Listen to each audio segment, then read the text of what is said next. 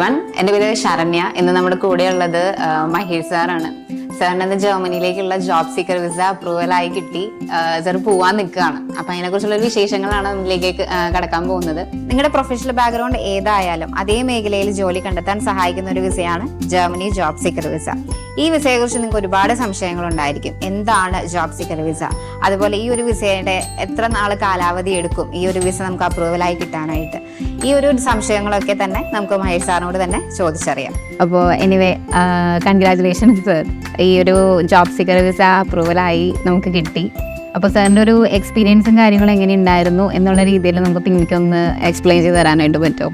Thank you very much Saranya. First of all എൻ്റെ ഒരു ഫ്രണ്ടിൻ്റെ റെഫറൻസ് കിട്ടിയിരുന്നു പിന്നീട്. അങ്ങനെയാണ് ഞാനിവിടെ വന്നത്. ഉമാമാമിനെ കണ്ടത്. വിവേക് സാറായിട്ട് സംസാരിച്ചിരുന്നു. ശരണ്യാണ് അന്ന് കാര്യങ്ങളെല്ലാം ഹാൻഡ് ഹോൾഡ് ചെയ്തത്. അപ്പം അന്ന് പറഞ്ഞ പ്രകാരം കറക്റ്റ് ഇതിൻ്റെ സ്ലോട്ട് കിട്ടുന്നവരെ നമ്മൾ വെയിറ്റ് ചെയ്തു. അതിന് കുറച്ച് കാലതാമസം ഉണ്ടായിരുന്നു. അത് നമ്മുടെ കൺട്രോളിലുള്ള കാര്യമല്ല. പക്ഷെ അത് കഴിഞ്ഞിട്ടുള്ള കാര്യങ്ങളെല്ലാം നമ്മളുടെ ടൈം ബൗണ്ടായിട്ട് ചെയ്യേണ്ടതാണ്. അതെല്ലാം കൃത്യമായിട്ട് ഇവിടുന്ന് ചെയ്യാൻ പറ്റിയിരുന്നു. ലാസ്റ്റ് മൊമെൻറ്റ് വരെ, ട്രാവൽ ചെയ്യുന്നതിന് മുമ്പ് വരെ തന്നെയാണ് എല്ലാ ഡീറ്റെയിൽസും കിട്ടിയത്. ചെക്ക് ലിസ്റ്റ് പെർഫെക്റ്റ് ആയിരുന്നു.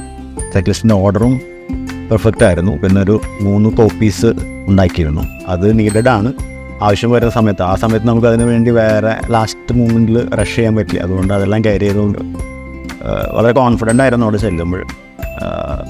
എല്ലാം ഓർഡർലി ആയതുകൊണ്ട് തന്നെ വളരെ ഫാസ്റ്റായിട്ട് ഒരു 8 o'clock ആണ് ഈ കൗണ്ടർ സ്റ്റാർട്ട് ചെയ്ത്.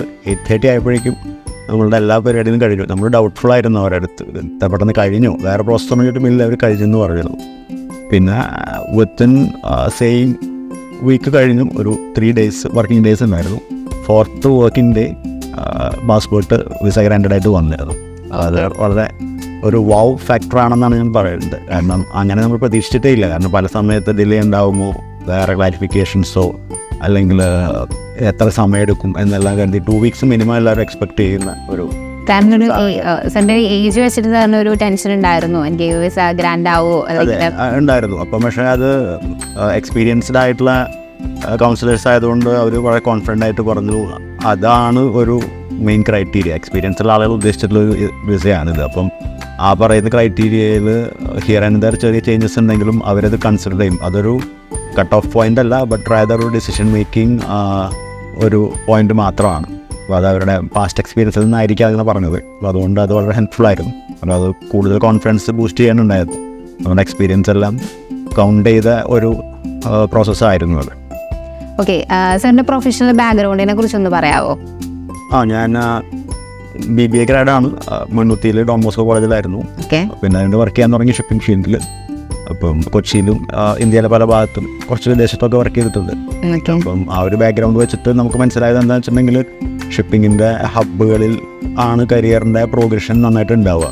അപ്പോൾ നമ്മൾ ഡിസ്കഷൻ വന്നപ്പോൾ ഒരു സജഷൻ ഇവരെ സൈഡിൽ തന്നത് എന്താ വെച്ചിട്ടുണ്ടെങ്കിൽ ജർമ്മനിയാണ് ഒരു ഹബ്ബ്, അവിടെയാണ് ഇപ്പോൾ ഓപ്പർച്യൂണിറ്റീസ് ഉള്ളത്. പിന്നെ ഒരു പ്രോബബിലിറ്റി കൂടുതൽ അവിടെയാണ് കിട്ടാൻ. വേറെ സ്ഥലങ്ങളുണ്ടെങ്കിൽ കൂടിയും അവിടുത്തെ അങ്ങനത്തെ വിസകളും കാര്യങ്ങളും കുറച്ചും കൂടി ടഫായിരിക്കും. ഇവിടെ ആകുമ്പോൾ പ്രോബിലിറ്റി കൂടുതലാണ്. അതൊരു ലാർജർ അത്രയും പ്രീവിയസ് ക്ലയൻറ്റിൽ ഉള്ളതുകൊണ്ടായിരിക്കാം ഇങ്ങനെ ഒരു സജഷൻ കിട്ടിയത്. അപ്പോൾ ഞാനും അത് കൺവിൻസ്ഡായി. അങ്ങനെയാണ് ഞാൻ ഈ ഒരു പ്രോസസ്സിലേക്ക് വന്നത്. അത് കഴിഞ്ഞിട്ട് അത് പിന്നെ ഇതിപ്പം ക്യാരി ഓവർ ചെയ്യാനുണ്ടായത്. ഓക്കെ സർ, പിന്നീട് വിസ ഡോക്യുമെൻറ്റേഷനെ കുറിച്ച് എന്താണ് അഭിപ്രായം? വളരെ സ്ട്രക്ചേർഡ് ആണ്, നല്ല മെറ്റിക്കുലസ് ആണ്. പിന്നെ കുറച്ച് സ്ട്രിക്റ്റ് ആയിട്ട് നമുക്ക് തോന്നും, പക്ഷേ അത് നമ്മുടെ ഗുണത്തിലാണെന്ന് പിന്നീട് മനസ്സിലാവും. എൻ്റെ ഡോക്യുമെൻറ്റ് പ്രോസസ്സിങ് സ്റ്റാർട്ട് ചെയ്യണത് നിതമ്മമാണ്. വളരെ മെറ്റിക്കുലസ് ആയിട്ടും സ്ട്രക്ചേർഡ് ആയിട്ടുമാണ് പോയിക്കൊണ്ടിരുന്നത്. പിന്നെ ഒരു ടൈമിൽ ഫെമിന മാമിന് അത് ഡെലിഗേറ്റ് ചെയ്യേണ്ട ആവശ്യങ്ങൾ വന്നു ഇന്റേണലി. അപ്പം വളരെ സ്മൂത്തായിട്ട് ട്രാൻസിഷൻ നടന്നു. സാധാരണ ഒരു പേഴ്സൺ ടു പേഴ്സൺ മാറുമ്പോഴുള്ള ഒരു ഹിക്കപ്പ് ഒന്നും ഉണ്ടായിരുന്നില്ല. അപ്പോൾ എനിക്ക് മനസ്സിലായത് ഒരു standard set of operative procedures already ഉണ്ടെന്നാണ് എനിക്ക് തോന്നിയത്. കാരണം ആ ഒരു ഇൻഡിസ്പെൻസിബിലിറ്റി ഫാക്ടർ ഇല്ലേ അതിൽ.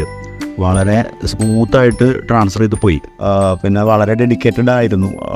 ലാസ്റ്റ് ഡേ എനിക്ക് ചില സർട്ടിഫിക്കേഷൻസ് എല്ലാം സർട്ടിഫിക്കറ്റ്സും സീലിങ്ങും ഒക്കെ ആവശ്യമുണ്ടായിരുന്നു. അപ്പോൾ അതിന് എക്സ്ട്രാ ടൈം വരെ സ്പെൻഡ് ചെയ്ത് ഞാൻ ബാംഗ്ലൂർക്ക് ഫ്ലൈ ചെയ്യുന്നതിൻ്റെ ഒരു തലേദിവസം നൈറ്റ് 8 o'clock അറൗണ്ടാണ് നമുക്ക് കംപ്ലീറ്റ് ചെയ്യേണ്ടി വന്നത്. അങ്ങനെ വരെ വരേണ്ട ആവശ്യം മറ്റുള്ളവർക്ക് വരരുതെന്ന് വെച്ചിട്ടുണ്ടെങ്കിൽ ആദ്യമേ ചെയ്യണം. എൻ്റെ കാര്യത്തിൽ എൻ്റേതായിട്ടുള്ള പ്രശ്നങ്ങളായിരുന്നു. പക്ഷേ ഞാൻ പറയുന്നത് അവരുടെ സൈഡിൽ നിന്ന് കംപ്ലീറ്റ് ഡെഡിക്കേഷനാണ്. അപ്പം പുതിയ ആൾക്കാരോട് എനിക്ക് പറയാനുള്ളത് അവരെ വൈകിപ്പിക്കരുത്. അവർക്ക് ഒരുപാട് കാര്യങ്ങൾ ചെയ്യാനുണ്ട്. എൻ്റെ ഭാഗത്തുനിന്ന് ഞാൻ വർക്ക് ചെയ്യുന്ന നോക്കിയാണ് പല ഡിലേയും വന്നത്. അങ്ങനെയല്ലാതെ നിങ്ങൾ 3-4 ദിവസത്തിന് മുമ്പേ തന്നെ ചെയ്യുകയാണെങ്കിൽ ഏറ്റവും നല്ലതായിരിക്കും.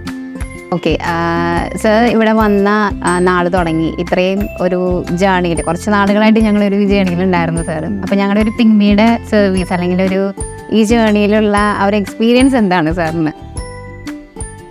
പിഗ്മി ഓവറോൾ ഒരു എക്സ്പീരിയൻസ് വളരെ കണ്ടന്റഡ് ആൻഡ് ഹാപ്പിയാണ്. കാരണം ഇപ്പോൾ പണ്ടുണ്ടായ നല്ല ഫെസിലിറ്റി ആയിരുന്നു, ആക്സസബിൾ ആയിട്ടുള്ള സ്ഥലത്തായിരുന്നു. ഇപ്പോൾ അതിനേക്കാളും ബെറ്റർ ആയിട്ടുള്ളൊരു ഇൻഫ്രാസ്ട്രക്ചറും സ്ഥലങ്ങളുമായിട്ട് മാറിയിട്ടുണ്ട്. അപ്പം ആ ഗ്രോത്തിൻ്റെ കൂടെ നമുക്ക് ഗ്രോ ചെയ്യാൻ പറ്റുമ്പോഴുള്ളൊരു സന്തോഷമുണ്ട്. പിന്നെ ഇൻഫ്രാസ്ട്രക്ചർ എന്ത് തന്നെയായാലും ഒരു സർവീസ് ഇൻഡസ്ട്രിയിൽ ആളുകളുടെ ഒരു പീപ്പിളും അവരുടെ പ്രോസസ്സുകളും അവർ വിടുന്ന മറ്റ് ഇംപ്രഷൻസുമാണ് കാര്യം. അപ്പം ഫെസിലിറ്റി ഇത്ര ഇല്ലാത്ത സമയത്തും ആ കാര്യങ്ങളൊന്നും ഒരു കുറവുണ്ടായിരുന്നില്ല. അതുകൊണ്ടായിരിക്കാം ചിലപ്പം കൂടുതൽ ഫെസിലിറ്റിക്ക് മാറാൻ സാധിച്ചിട്ടുണ്ടാവും. അപ്പം ഇപ്പോൾ ഒന്നുകൂടി ബെറ്റർ ആയിട്ടുണ്ട്.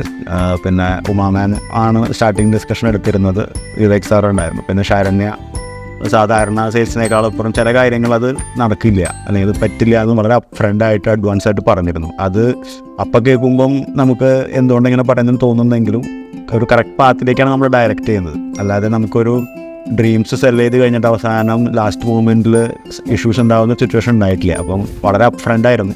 ആ ബ്രൈറ്റ്നെസ് ഒരു മെയിൻ ഫീച്ചറായിട്ട് എനിക്ക് തോന്നിയിട്ടുണ്ട്.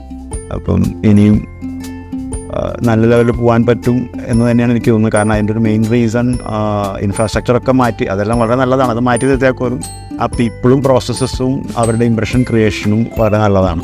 അതാണ് എനിക്കൊരു മെയിൻ ഫീച്ചറായിട്ട് തോന്നിയത്. എന്തായാലും ഇത്രയും നാൾ കഴിഞ്ഞതിന് ശേഷം നമുക്ക് വിസ ഗ്രാൻഡ് ആയിരിക്കുകയാണ്. അപ്പോൾ എഗെയിൻ ഒരു കൺഗ്രാജുലേഷൻസ് ഉണ്ട്. ഇനി ജർമ്മനിയിലേക്കുള്ള യാത്ര സുഗമമാവട്ടെ. അതുപോലെ തന്നെ സാറിൻ്റെ ഫ്യൂച്ചറും അതുപോലെ തന്നെ ഗ്രോത്ത് അവിടെ ഓൾറെഡി സാർ ഗ്രോത്തിലാണ്. അപ്പോൾ okay sir, thank you so much and all the best sir. Thank you very much.